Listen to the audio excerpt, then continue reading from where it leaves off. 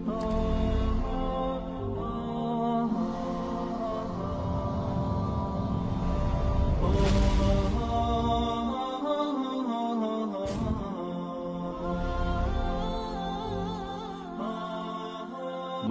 کو کیا گلا دینا جب مسافری کدالیں لے کر اور ہتھوڑے لے کر اور آریاں لے کر تختوں کو کاٹ رہے ہیں اور اس میں برموں سے سوراخ کر رہے ہیں، تو میں ملاح کو کیا گلا دوں؟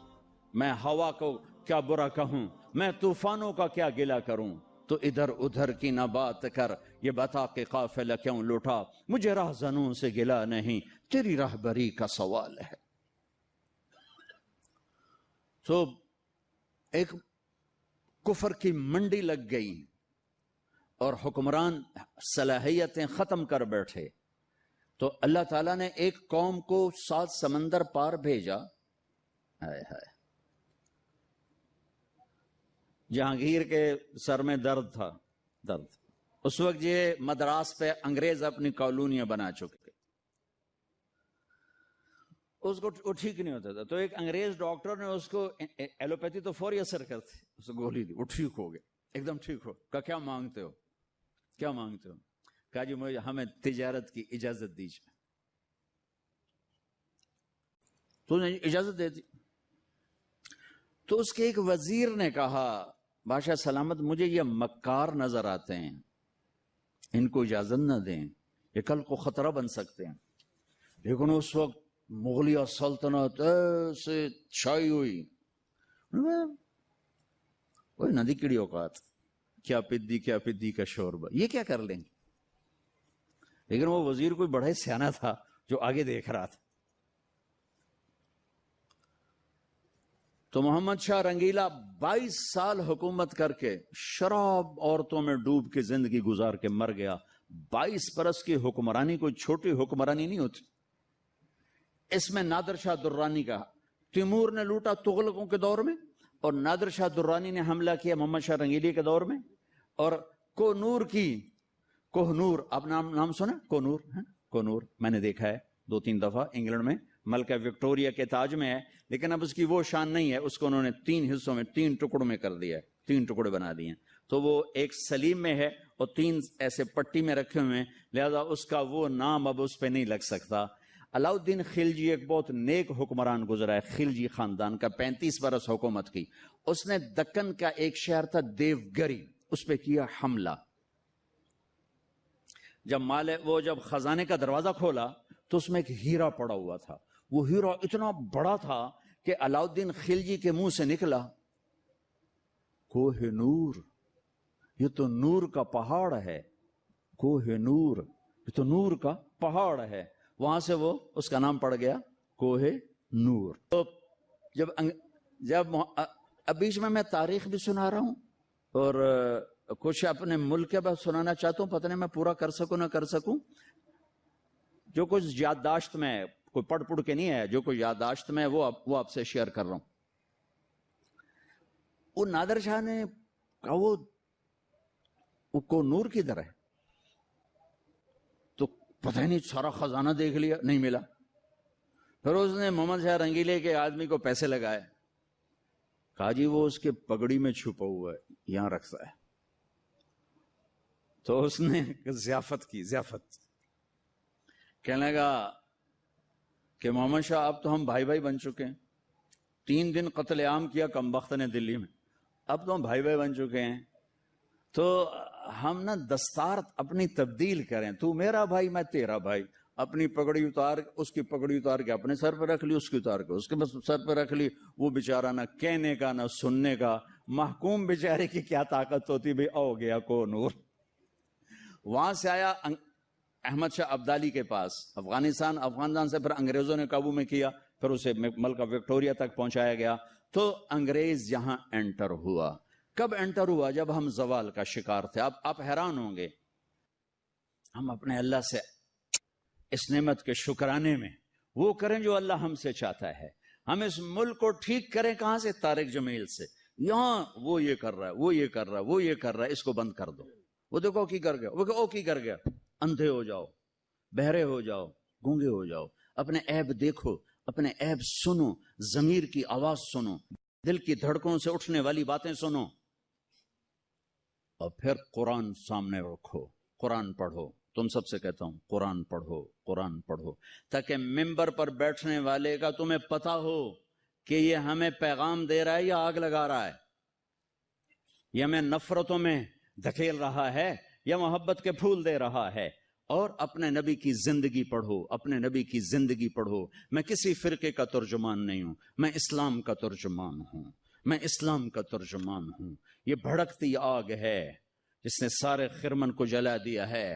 میں اکیلا کہاں تک بولوں اور کیا کیا بولوں، لیکن میرے سامنے ایک واقعہ ہے کہ جب ابراہیم علیہ السلام کی آگ بھڑکائی گئی تو گرگٹ کرلا، وڈا کرلا، اس نے آ کے پھونکیں ماری، پھونکیں، اور نامرادہ تیری پھونکا نال کڑی، لیکن ایسی نحوست اس کے لیے مقدر میں آئی کہ میرے نبی نے فرمایا جہاں گرگٹ ملے اسے قتل کیا جائے۔ گرگٹ زیادہ تر افریقہ میں بہت ہے، ہمارے جنگلوں میں ہوتا ہے، شہروں میں نہیں۔ کبوتر نے کیا کیا، اس نے چونچ میں پانی بھرا اور جا کر ابراہیم علیہ السلام کی آگ کے اوپر گرایا۔ دیکھا میرے کو بجھنی تو کوئی نہیں، پر میرا نات لکھ بجھاون والے ہیں۔ تو میرے اللہ نے کبوتر کی ایسی محبت ڈالی لوگوں کے دلوں میں کہ حرمین میں کبوتر کے سوا کوئی پرندہ کوئی، ہزاروں پرندے گنبد خضرا کا طواف کر رہے ہوتے ہیں، ہزاروں کبوتر بیت اللہ کا طواف کر رہے ہوتے ہیں، ہزاروں کبوتر مسجد نبوی کا طواف کر رہے ہوتے ہیں، اور ساری دنیا سے آنے والے مسلمان ان کو دانا ڈال رہے ہیں، دانا ڈال رہے ہیں۔ یہ اس کبوتر کی طفیل ہے جس نے 2 چونچ پانی گرایا تھا۔ میں کچھ نہیں ہوں، میں ایک کبوتر ہوں جو 2 چونچ پانی گرا رہا ہوں۔ اس بھڑکتی آگ کو میں نہیں بجھا سکتا، لیکن میں اس آگ کو میں پھونک نہیں مار سکتا۔ میں پھونک مارنے والوں میں اپنا نام نہیں لکھانا چاہتا۔ میں اللہ کے رسول کے دربار میں پیش ہو کے کہنا چاہتا ہوں، یا رسول اللہ، میں نے تو آپ کی امت کو جوڑنے کی کوشش کی تھی،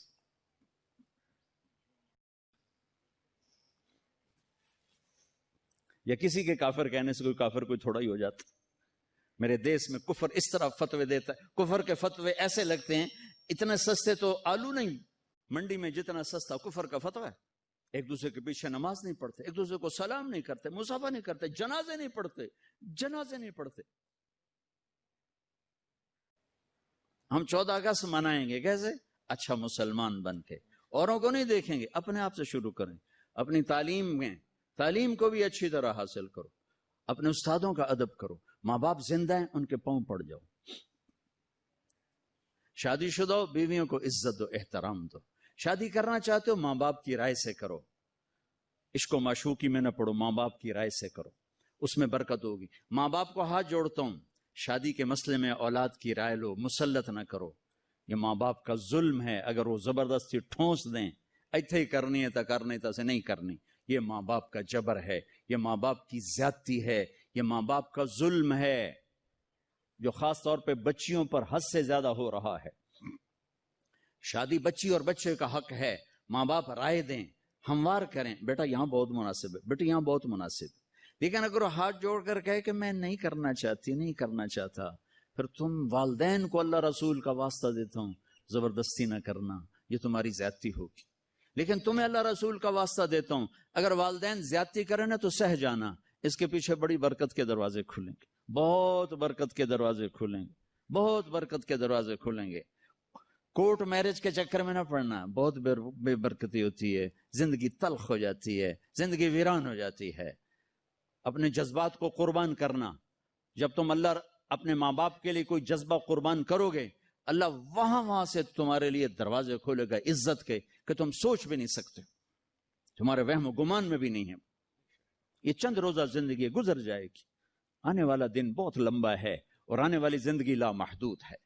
تو بھائی ہم اپنے دیش کو حسین بنائیں، محبت کے ساتھ، نفرت چھوڑ دو، بغض چھوڑ دو، عداوت چھوڑ دو، لڑنا چھوڑ دو، آپس میں الفت و محبت سے رہنا سیکھو، معاف کرنا سیکھو، درگزر کرنا سیکھو۔ مالداروں سے کہتا ہوں ٹیکس کی چوری نہ کرو، حکمرانوں سے کہتا ہوں ظالمانہ ٹیکس نہ لگاؤ، اپنی عیاشیاں کم کرو، ٹیکس نہ بڑھاؤ، اپنی عیاشی کم کرو۔ ہمارے ہاں لوگ ٹیکس چراتے ہیں، انکم ٹیکس والے اور یہ مالدار لوگ آپس میں مل کے کچھ پیسے انکم ٹیکس والے کی جیب، کچھ اس کی جیب میں تھوڑے سے پیسے حکومت کے.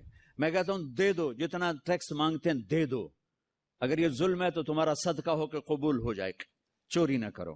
کہ جھوٹ سے جان بچانا تو جائز ہے، مال بچانا کہتے ہوں کہ میں مفتی نہیں ہوں، لیکن میرا ضمیر کہتا ہے کہ پیسہ بچانے کے لیے جھوٹ نہیں بولنا چاہیے، خاص طور پر جب حکومت کے خزانے میں جا رہا ہو. آگے حکومت اس کو عیاشی میں اڑا دے یا تمہارے کام میں لگا دے، لیکن یہ چوری نہ کرنا.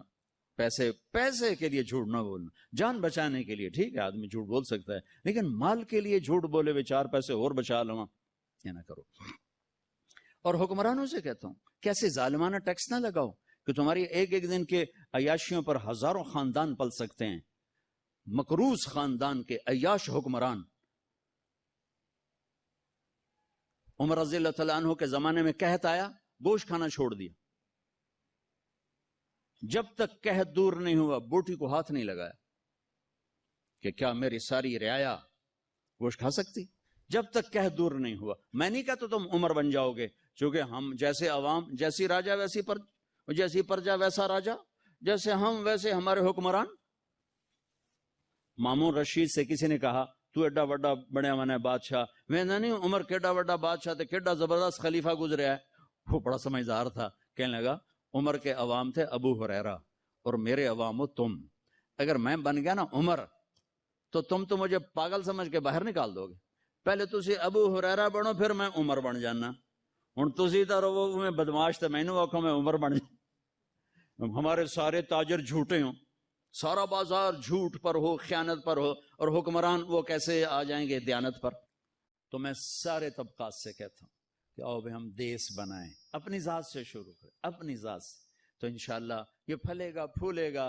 اللہ کو منظور ہوگا. ہم اپنی زندگی میں دیکھ لیں گے، نہیں منظور کا تو اللہ قبروں میں دکھا دے. نیت کرتے ہو سارے بھائی؟ سارے نیت کرتے ہو نا؟ اور آخر میں ایک بات سب سے کہتا ہوں کہ تم سب ہمارے بچے اولاد ہو، آؤ یہاں سے توبہ کر کے اٹھیں، انشاءاللہ دعا قبول ہوگی. آپ سارے توبہ کی نیت کر لو، ٹھیک ہے؟ کرتے ہو توبہ؟ کہو میرے ساتھ یا اللہ میری توبہ. پھر کہو یا اللہ میری توبہ. پھر کہو یا اللہ میری توبہ. ماشاءاللہ اب مبارک ہو، آپ کے کبیرہ گناہ معاف ہو گئے. آئندہ کوئی کرو گے تو پوچھا جائے گا.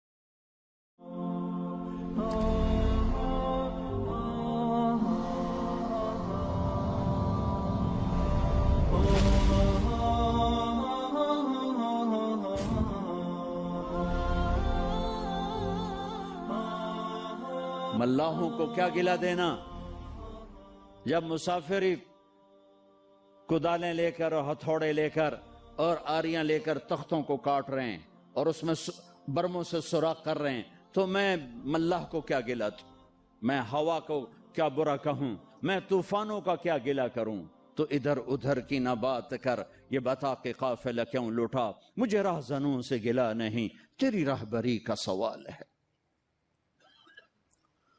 تو ایک